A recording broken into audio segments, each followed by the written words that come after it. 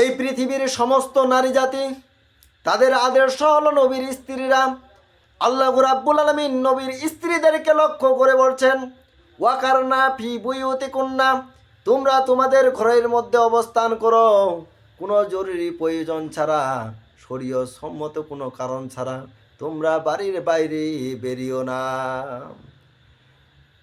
বাড়ির মধ্যে অবস্থান করো। মহিলাদের জন্য বাড়িটাই হলো উত্তম।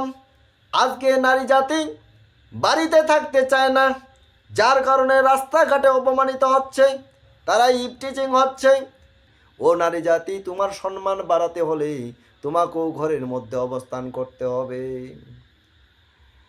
ওয়ালা তাবাররাজনা তাবাররুজাল জাহিলিয়াতিল উলা, তোমরা জাহিলি যুগের নারীদের মতো নিজেদেরকে প্রদর্শনী করে বেরিও না।